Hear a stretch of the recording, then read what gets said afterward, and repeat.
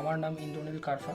আমি বর্ধমান এমবিসি থেকে 2016 সালে সিভিলে ডিপ্লোমা পাস করি এবং তারপর 2016তে আমি সেন্ট্রয়েডে অ্যাডমিশন নিই এবং 2017 পিএসসিতে পরীক্ষা দিই এবং এখন আমি মিউনিসিপ্যাল ইঞ্জিনিয়ারিং ডিরেক্টরেটে অ্যাজ এ জুনিয়র ইঞ্জিনিয়ার চাকরি করছি।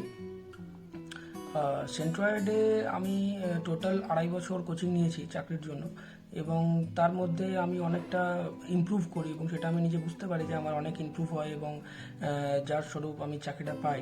এবং সেন্ট্রয়েডে সৌরভদা মানে অ্যাজ এ টিচার আমাদের সাথে কখনো ইন্টারাক্ট করতো না, যার ফলে আমাদের কাছে কোনো ডাউট যদি ক্লিয়ার করার হতো তো আমরা খুব ইজিলি সেগুলো ক্লিয়ার করতে পারতাম। এবং সৌরভদার সঙ্গে স্টুডেন্টদের সম্পর্কটা সবসময় সেই একটা টিপিক্যাল টিচার স্টুডেন্ট রিলেশনশিপের মতো থাকতো না। সৌরভ সবসময় আমাদের সাথে as a guide, as a দাদা হিসেবে আমাদের সাথে সবসময় ইন্টারাক্ট করতো, যার ফলে আমাদের কাছে ব্যাপারটা খুব ইজি হয়েছিল। এবং সৌরভদার মানে সৌরভদা হিমসেলফ আমাদের কাছে খুবই মোটিভেটেড একজন পার্সন, কারণ সৌরভদার যে লাইফের স্টোরি থেকে আমরা মোটিভেট হই যে একটা মাত্র সিট ছিল এবং সেখানে সৌরভদা সেটাকে ক্র্যাক করে এবং তার ফলে আমাদের মধ্যে একটা কনফিডেন্স আসে যে হ্যাঁ, একটা সিটেতেও চাকরি পাওয়া যায়।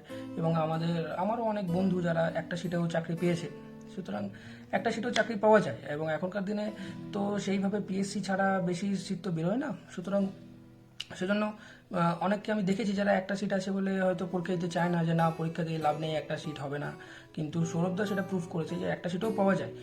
সুতরাং প্রত্যেকটা একটা সিট থাকলেই তোমাদেরকে ভাবতে হবে যে সেটা হয়তো তোমাদের জন্যই সেই সিটটা বেরিয়েছে এবং সেই হিসাবে তোমাদেরকে প্রিপারেশন নিতে হবে।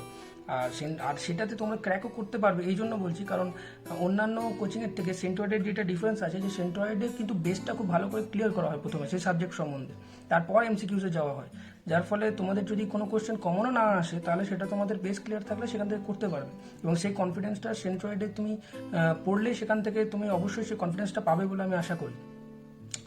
আর এখন কোভিড পরিস্থিতিতে অনেকের মাথায় একটা সমস্যা, হয়তো অনেকে ভাবছে যে না হয়তো গভর্নমেন্ট আর সেইভাবে গভর্নমেন্ট জব বেরোবে না, কিন্তু এটা একদমই পুরোপুরি ভুল ধারণা। কারণ গভর্নমেন্ট হয়তো গ্রুপ ডি নাও নিতে পারে, কিন্তু ইঞ্জিনিয়ার তাদেরকে নিতেই হবে, নাহলে তাদের ডেভেলপমেন্ট আটকে যাবে। সুতরাং এইসব যারা উল্টোপাল্টা গুজব রটাচ্ছে যে চাকরি বেরোবে না, তাদের কথা শুনবে না।